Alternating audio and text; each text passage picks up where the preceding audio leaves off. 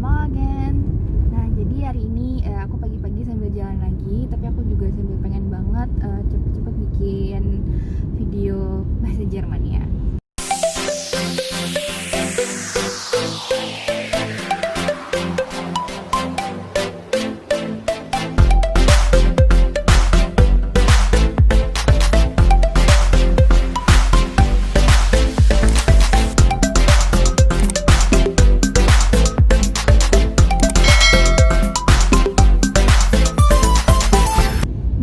Kalau huruf bahasa Jerman itu kita sebutnya Buchstaben, ya, Deutsche Buchstaben.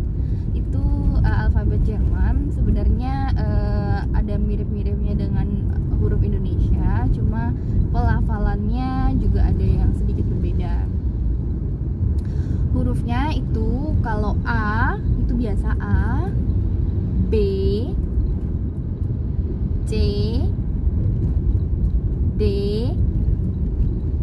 E, F, G, H, I. Nah, setelah huruf I, ini ada huruf J kalau bahasa Indonesia. Tapi kalau huruf Jerman, J-nya itu diejanya J. J. Kemudian ada K, L, M, N, O, P, dan huruf Q ini diejanya jadinya Q, L, S, T, U, dan kalau huruf V ini diejanya adalah V. Terus kalau huruf W itu dia jadi agak V. Kalau kita kan W, warung, warkop gitu. Kalau Jerman itu bacanya V, V.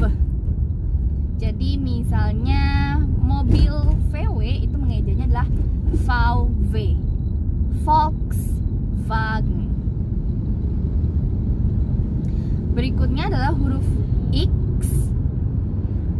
upsilon. Terus kalau huruf Z itu dibacanya bukan Z gitu, tapi jadi kayak kita mau ngomong huruf T, tapi yang kita vokalin tuh hurufnya huruf S. Jadinya tss, kayak ular mendesis. Tss. Hurufnya adalah huruf Z. Nah, jadi tuh dalam bahasa Jerman itu ada huruf yang nggak ada di huruf dalam bahasa Jerman itu ada tambahan huruf yang nggak ada di bahasa Indonesia. Itu huruf yang pertama adalah huruf A umlaut. A umlaut itu adalah huruf A yang di atasnya tuh ada titik duanya. Jadi kalau misalkan teman-teman ngelihat huruf di keyboard, di simbol ada tanda-tanda titik dua di atasnya itu bukan sekedar hiasan, tapi itu ada cara bacanya. Nah, kalau dalam bahasa Jerman huruf A yang ada titik duanya itu dibacanya jadi E. Misalnya Apfel. Terus huruf kedua yang tambahan yang nggak ada di bahasa Indonesia itu adalah huruf O yang ada titik duanya. Huruf O yang ada titik duanya ini cara bacanya gini. Teman-teman coba bikin mulutnya jadi mau ngomong huruf O gini, O mulutnya, tapi yang teman-teman vokalkan, yang teman-teman keluarin itu huruf E. Jadi E. Contohnya mebel. Artinya tuh mebel, furniture. Nah, berikutnya adalah huruf U yang ada titik duanya juga, itu namanya U umlaut. Cara bacanya coba bentuk mulut kita jadi huruf, mau ngomong huruf U seperti itu. Tapi yang teman-teman vokalin itu hurufnya I, jadinya U. Contohnya itu München. Nah, jadi tadi kan kalau yang O itu seperti vokalin E jadinya E, tapi kalau yang U itu seperti vokalin I jadinya U. Berikutnya hurufnya itu ini seperti huruf beta kalau di matematika. tapi ini dibacanya bukan B, tapi dibacanya itu S. Jadi ini namanya hurufnya SZ, itu bukan huruf beta ataupun huruf B, tapi dia tuh hurufnya double S. Jadi ada penekanan. Misalnya Spaß gitu. Jadi dia tuh ditekan aja karena itu double S sebenarnya gitu. Tapi ditulisnya dengan huruf seperti huruf beta, namanya SZ. Jadi dalam bahasa Jerman itu ada pelafalan-pelafalan yang berbeda juga. Jadi kalau misalkan ada yang bilang pelafalannya itu sama dengan yang tertulis, itu enggak juga, karena logatnya itu berbeda. Jadi meskipun misalnya tulisannya itu dibacanya itu sama persis dengan tulisan, tapi pelafalannya itu tetap logatnya ada bedanya gitu. Jadi betonungnya, intonasinya itu tetap harus ada bedanya gitu dengan cara baca Indonesia. Atau contohnya lagi misalnya ich, itu ICH artinya saya, ich.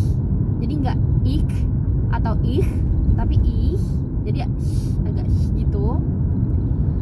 Itu contohnya. Nah, terus yang berbeda itu apa aja? Yang berbeda itu ada beberapa. Misalnya contohnya huruf E dan I. Itu kalau misalnya huruf E ketemu I, dibacanya bukan E, tapi dibacanya jadi I.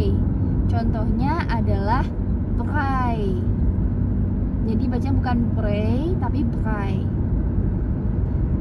Nah, berikutnya adalah huruf E ketemu U. Nah, itu dibacanya bukannya eu, tapi dibacanya oi. Contohnya Deutsch, artinya bahasa Jerman, Deutsch. Berikutnya itu huruf S. Jadi ketika huruf S berada di awal suku kata tahu nggak apa?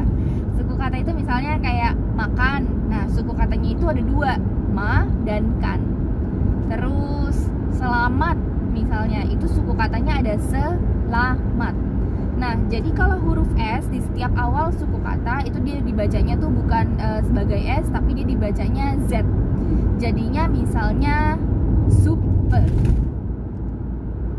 Jadi bukan suppe, ini sup, bukan suppe, tapi zuppe, karena dia berada di awal suku kata. Terus contohnya lagi besonders. Jadi bukan besonders, tapi besonders. Besonders gitu. Nah, jadi ini bisa teman-teman lihat juga. Ini kalau kelihatannya cara bacanya itu seperti yang tertulis besonders, tapi kan intonasinya agak berbeda sedikit gitu. Jadi harus disesuaikan, besonders. Berikutnya huruf yang dibacanya agak berbeda itu adalah SCH. Jadi kalau misalnya teman-teman nemuin huruf SCH itu dibacanya bukan seperti, contohnya misalnya ini kalau bahasa Jermannya adalah sekolah itu Schule. Jadi kalau ketemu huruf SCH bacanya seperti sh gitu. Nah, itu dibaca bukan Schule, tapi dibacanya Schule. Schule. Terusnya lagi huruf yang huruf yang dibacanya agak berbeda lagi itu kalau misalnya huruf S ketemu P atau huruf S ketemu T. Nah, kalau misalnya ini di depan seperti kata Sprache atau Sport, nah itu S-nya dibacanya agak sh ketika ketemu P.